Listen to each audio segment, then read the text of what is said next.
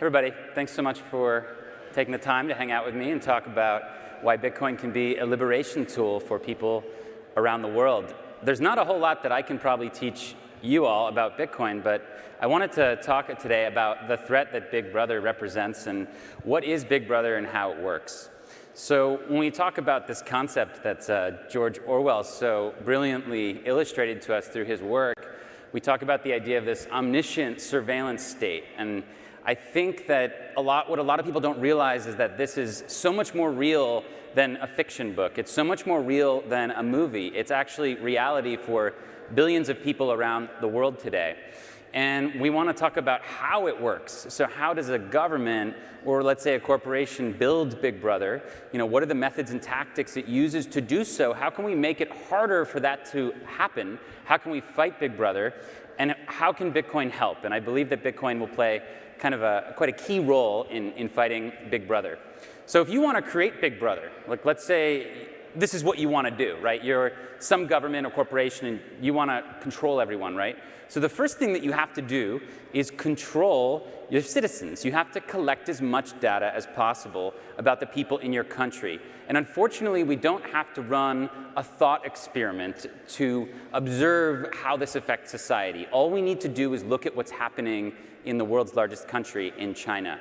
And I'm not here to pick on the Chinese people, who I'm a huge fan of, and I love Chinese history and culture. I don't like the Chinese government, and I'm going to talk a little bit about what they're doing to their people so that we can hopefully avoid that fate. So in this country, obviously the largest country on earth, there's an intense surveillance and censorship operation, the most aggressive one that we've ever seen in humanity. And it's been done largely recently with advanced technology. So one of the things the Chinese government uses is WeChat. So WeChat is an app. I think it would be unfair to call it a super app. It's more like basically an operating system where you do everything in one place, right? So imagine when you look down at your phone today and you see the apps that you use for shopping and tracking your location and directions and your finances and your health. They're all different companies, right? Well, in WeChat, they're all in one app, right? So literally anything you can think of is in one place, and so many things that Americans, for example, haven't even thought possible on a phone before, like real-time loans from friends, looking at how crowded public places are going to be. These things are possible on this uber-convenient app, right? Here's a young woman from Shenzhen talking about how she uses it. So she uses it to message friends while standing in the middle of a rice paddy, to pay for snacks and water in a remote village, to buy train tickets, book hotel rooms, order taxis, get takeout, and send her aunt photos. If she wanted to, she could use it to pay electricity bills, top up her mobile phone, make hospital appointments, and check the weather. So it sounds really convenient, right? It sounds very tantalizing. It's quite awesome from that respect. But it's quite dangerous because it allows the government to create basically this digital footprint of you. And that's what we want to prevent if we're fighting Big Brother, right? So the second step after they've collected all this data about you is to start creating incentives and disincentives to make you patriotic, okay? To make you loyal. So they do that through something that we might loosely call social credit. So there are some myths about social credit. It's not unified across China. It's not completely operational. It's very experimental in different cities. Sometimes it's done by a municipality, sometimes it's done by a private company. But the fact is that the Chinese government, the Communist Party, does want all Chinese citizens within the next few years to be on some sort of social credit system. This is like what they are telling the world and what they're telling their citizens. Now, when they tell their citizens about it, they say it's for their safety, right? We want to make sure that no troublemakers are around, right? We want to make sure that everybody is a patriot, someone who's going to respect national security and stability, right? So what happens is you receive a number. You're started to be graded not just on your financial history like we are here in the United States, where you think about your credit score as something that basically is dictated by have you paid your bills on time, and how much outstanding debt do you have. So what they decided to do is add to that who your friends are, what your perhaps sexuality, religion, what your political views are, anything you've ever said kind of goes into this number, and then that way they can kind of really encourage you to be very loyal, right? And this is actually preventing people from getting access to things like getting a good rate on a mortgage or sending their kids to private school or being able to access the ability to buy train tickets or flights or even get a visa to leave the country. So you're under a crazy amounts of pressure to have a good social credit. And in certain cities and areas, there's like billboards with like the all-stars, basically. It's like basically the best performers are lionized, right? But young Chinese people, like this 23-year-old woman today, are not sure whether they're constructing, is this like a futurist society or is this a cage, right? And I think that's quite a powerful idea, and it's something that hundreds of millions of people are grappling with right now as we stand here. So giving you some of the other, let's say, sticks in addition to the carrots that the government offers with this new system once they've gathered up all of your financial and personal data are things like disincentives. So this is like in a town square in one particular city. If you jaywalk, your face and your ID number get put up on a giant screen. So you get shamed publicly, right? So that's like one way they can start disincentivizing bad behavior, right? This is another experiment in one particular quite large city in China where through your WeChat app, actually they've upgraded it so that you can see people who are debtors on your phone. And the idea is that you want to stay away from those people because if you interact with them in any way, your score will go down, right? So basically they're trying to make people with bad credit be pariahs. You wouldn't want to go near them, right? So this is actually operational in like a large urban area today in the world. This is not an episode of Black Mirror, unfortunately. And we talk about this idea of like, that sort of fictional idea of Big Brother. What it is not just the collection of data, but constant surveillance, right? And the goal is actually self-censorship. If you read that novel, the people who live in that fictional world self-censor. They're so afraid to say anything that might piss off the government that they just don't do it, right? And I think that's the goal of something like what the Chinese Communist Party is doing. And they're doing it not just with these like incentives and disincentives, but also with very advanced surveillance technology. So this photo is actually almost 2 years old, and it's of another one of these experiments that the Chinese government's doing, and obviously it looks maybe like a little bit like Google Glasses. But this policewoman, when she looks out at this, she's seeing like quite a bit of data about you. So it might look something like this. So this is like a GIF file from an actual company that sells its services to the Chinese Communist Party. I guess it's known as like dark tech, and they have these festivals or kind of sales conferences in China, in Beijing and Shanghai, where all the world's top surveillance companies come to sell their services to the Chinese government. And this was sort of from one of those demos, right? So they're all competing to sell their services to the Chinese government.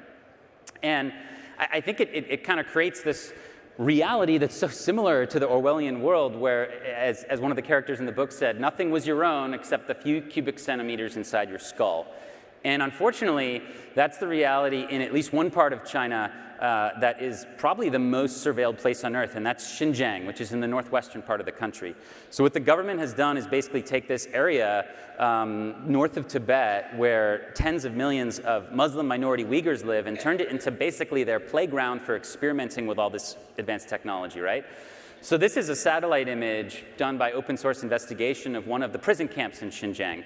So it's estimated that more than 1 million Muslims are being held in these camps. And what the government is trying to do is nothing less than cultural genocide, right? So what they do is they take the men and they put them in these camps, and then they marry the women off to Han Chinese people, and the children are re-identified as Han Chinese. This is like a campaign that's happening right now, and a lot of Western companies are partly guilty in this because they're aiding and abetting the Chinese government. They're selling their services. So, you might sit there and wonder, beyond getting to the later part of the talk about maybe fighting back financially, like what can we do? Well, one thing you can do is definitely tell American companies, Canadian companies, European companies to not help the Chinese government build these camps. And just to give you scale of the numbers, so at the peak of World War II, the Nazi German government held 715,000 Jews, Gypsies, religious minorities in their prison camps, right? So right now, the UN says that there's more than 1 million Muslims in these camps in China. The real number is probably much closer to 2 million or maybe even more. And when people, and you can read tourism testimonies of this today, when they go to these large, lively, historic cities like Kashgar, they're empty. They're just like completely empty. Like the people have been wiped out. So this is something that is kind of what is at the end slippery slope of Big Brother. So this is why we don't want it, right? But unfortunately, it's not something that's even just isolated to China. So this is a map done by the New York Times of the countries where governments have purchased Chinese surveillance technology. So it's quite extensive, and this is all part of something called the Belt and Road. If you haven't heard of the Belt and Road yet, I think you will by the end of the year. I think it's going to be something that's part of the US presidential debate cycle. The Belt and Road is the largest infrastructure project in human history. So it has a projected budget of $1 trillion. So the Marshall Plan, which rebuilt Europe after World War II, had a budget of 120 billion, okay? So this is like much, much larger than the Marshall Plan. Already, the Chinese government has given out loans and investments of $400 billion to 120 different nations. There's definitely no human rights requirements on the digital Silk Road. Instead, what's happening is surveillance cities are popping up all over the world. So here's one in Quito, in Ecuador. So this is something the Chinese government built down in Ecuador for the Ecuadorian government. There's an amazing New York Times investigation of this recently, where a friend of mine, Melissa Chan, goes into this unit, and the Secret Service basically say, oh, you know, we can't have access to this information. And then like 3 minutes later, they catch the Secret Service like mirroring all of this footage in their own little truck. And they just catch them, and they have to apologize. So these governments are taking all this data, street-level surveillance stuff, claiming in the name of public security, claiming to use it for national stability. But no, they're actually using it to spotlight dissidents and crack down on dissent. And this is happening all over the world. And it's really, really important even for Europe. So even in the heart of Europe, there are 17 European countries, including France and Germany, who right now, in the next 12 to 18 months, are auctioning off their 5G licenses, right? So like the future internet infrastructure, right? So 5G is not just a faster internet connection. It's going to connect everything from transportation, finance, healthcare. It's really going to change the world.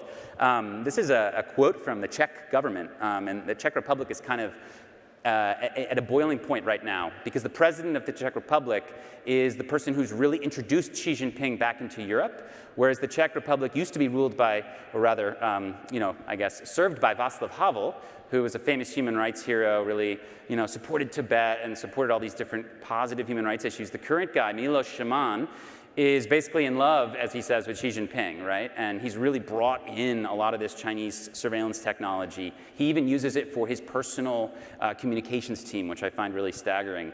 But essentially, the Czech government is now in a fight with the president over this, and they came out with this statement saying that the stakes in developing 5G, which can handle almost instantaneous transfers of large data packages, we're talking gigabit speeds on your phone, can't be higher. It's a major step that will change the nature of industry on a global scale.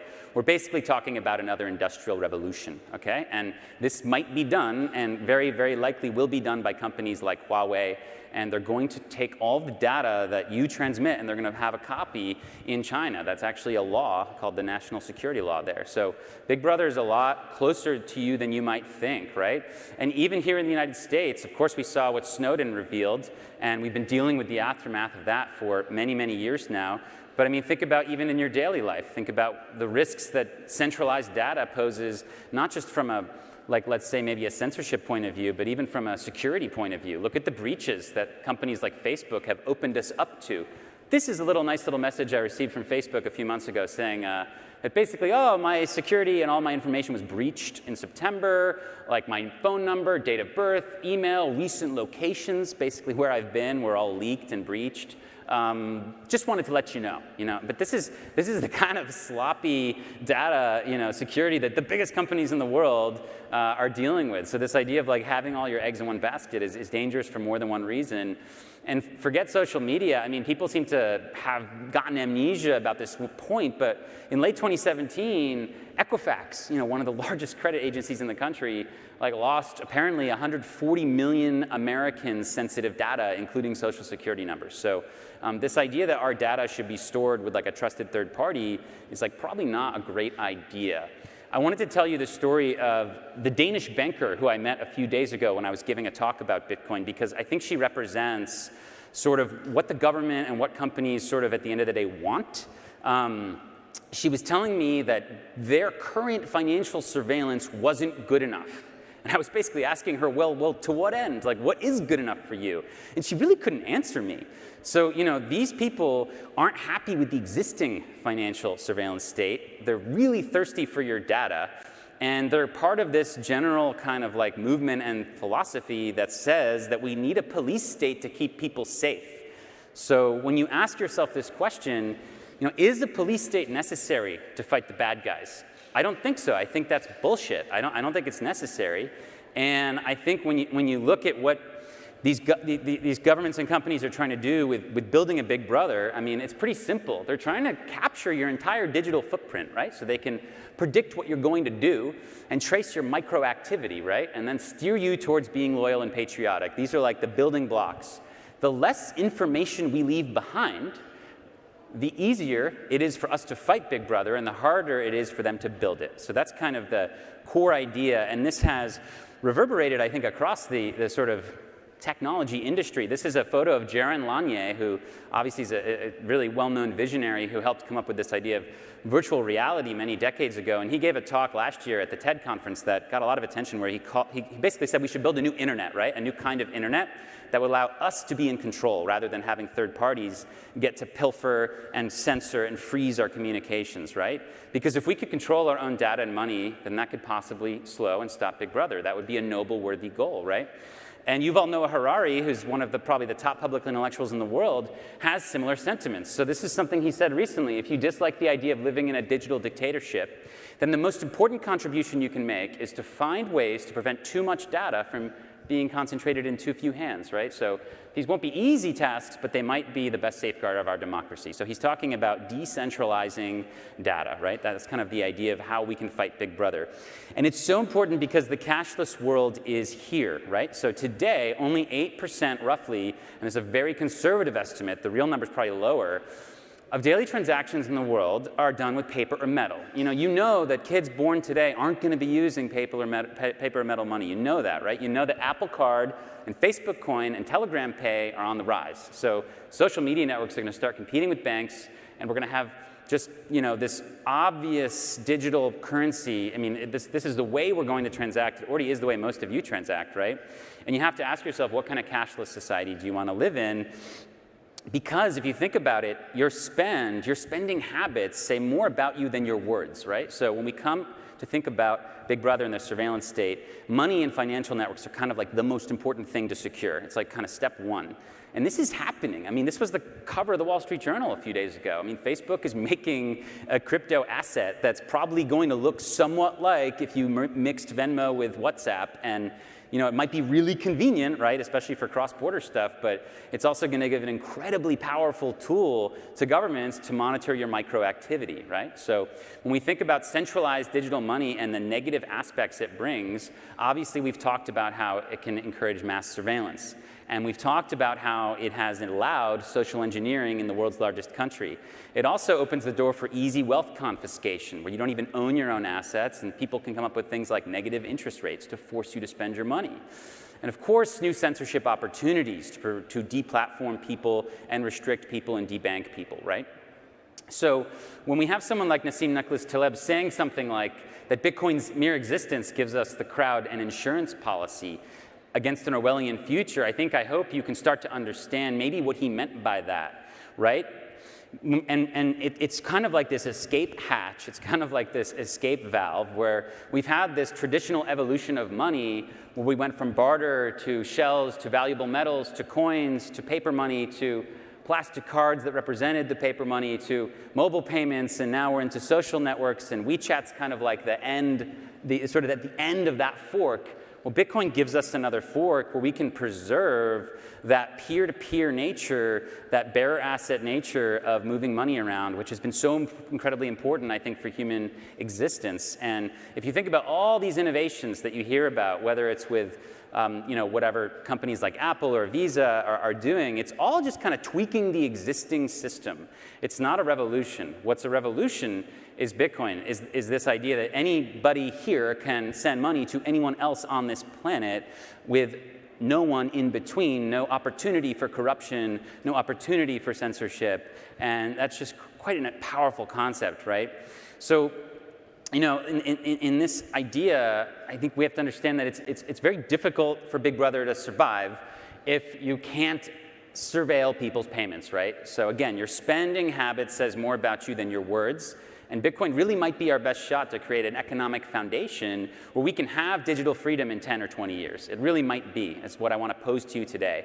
And think about where we are on the adoption S-curve of this thing. I mean, you all are experts and kind of like people who are really interested in the topic, but the average person, I can tell you, especially in the human rights space and the establishment space and the academic space, the average person is just clueless about this stuff. I mean, less than 1% of all humans have ever used Bitcoin. And for the billions of people around the world who suffer from things like hyperinflation, capital controls, price fixing, sanctions, even maybe by our government, Bitcoin is definitely a way out, right? So not everybody lives in New York, so not everybody has things like a working financial system or access to a currency that is a store of value or access to foreign markets. Not everybody has this. I would say it's actually quite a luxury, right? This is a map that the Human Rights Foundation put together, and basically what we've tried to do in a very simple sense is kind of color the countries where there's no separation of money and state, where like that function is very centralized, and those are the red countries. And no one's saying the blue ones are perfect, but in the blue countries there's more of a decentralization of money and state. So in the red countries like in Turkey, and this is something that literally happened, the vice president of Turkey had a money printing machine in his basement, and he was just printing money. So of course you might make jokes about the Fed, and I think you should make jokes about the Fed, but at least there's like this kind of like argument going on between our president and the people who make the money. In the countries in red, the president or the dictator owns the printing press, right? So that has led to some really bad financial situations around the world. But Bitcoin, again, gives us a different option. So just to give you some practical examples, in China today, of course, Xi Jinping, if he doesn't like you, he can shut down your ability to use the financial network. He can't do that with Bitcoin, right? So Vladimir Putin goes after human rights activists by shutting down their bank account. Obviously, he can't shut down their ability to receive Bitcoin. In Burma, the government deletes off the financial network religious minorities. They can't do that anymore. The US government likes to sanction, entire countries, which to me is a little unfair. I mean, what did the average Iranian 23-year-old entrepreneur do? He or she didn't vote for the mullahs. They live under a dictatorship, right? So this gives them access to the world financial markets. And in Venezuela, it means that Chavismo can't hyperinflate you. And just to give you a little taste of what that might mean, in 2016, a cup of coffee in Caracas cost 450 bolivars, right? In 2017, it cost 4,500. In 2018, it cost 1.4 million, right? So what you're watching here is just the vaporization of savings for poor and middle-class people. If you're wealthy, you can have real estate. You can do things like you can take out a loan today from the Bank of Venezuela for $500,000 in bolivars and buy a piece of property immediately in Miami and watch your loan disappear. This is what people with capital do, but most people don't have access to that, right? So what we've seen is the complete and total economic destruction of a country.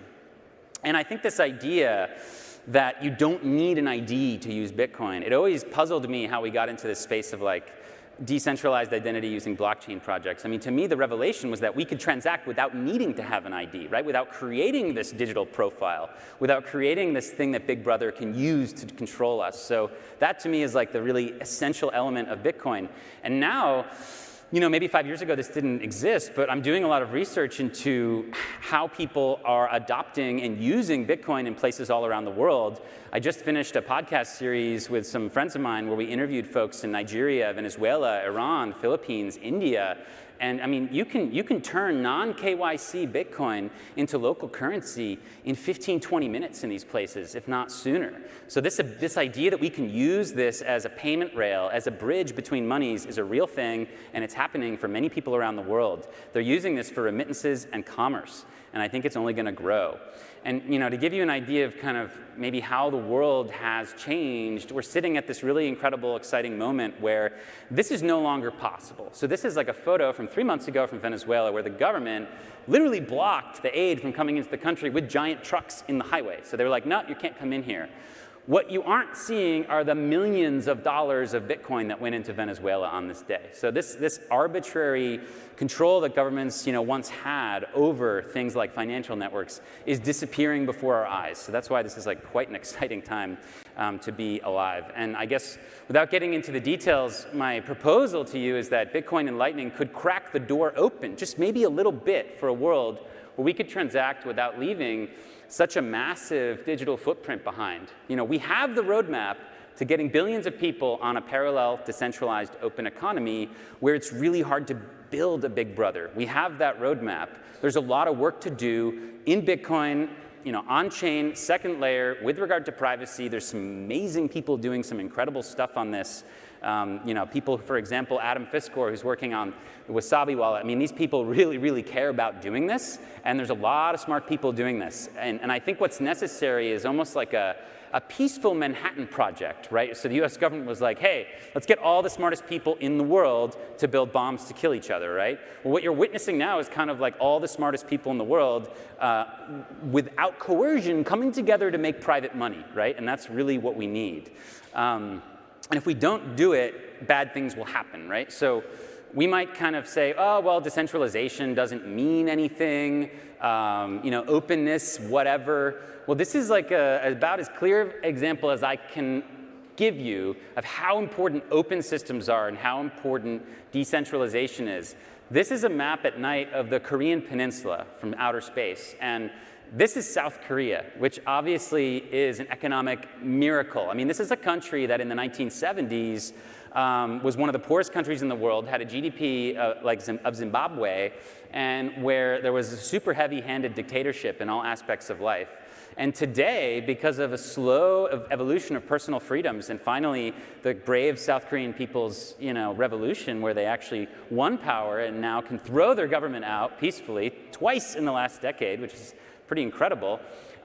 You've got an economic explosion which is responsible for companies, ranging from LG to Samsung to Hyundai. The stuff in your pocket and the stuff that drives you around is all because of the Korean people who are amazing. However, in the north, that is not an ocean. That's actually North Korea, that blackness there. And the only bright spot is Pyongyang, the capital. So it's just like the Hunger Games, right? So Snow is very similar to Kim Jong-un, He lives in the capital, and everybody gets to eat nicely there.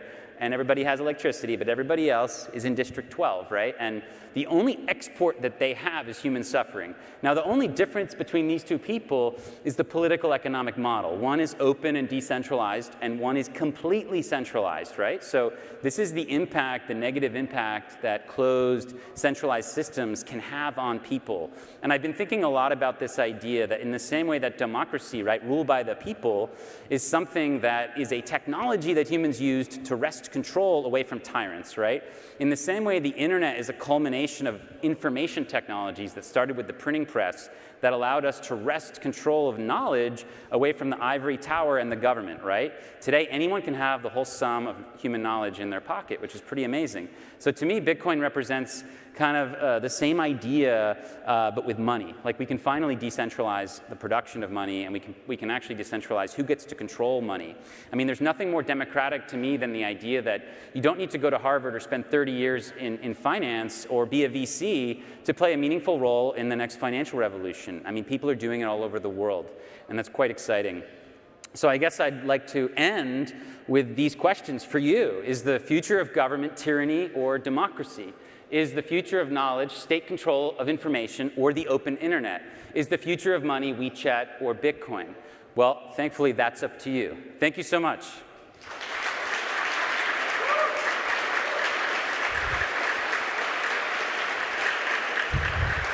Thank you. Thanks, man.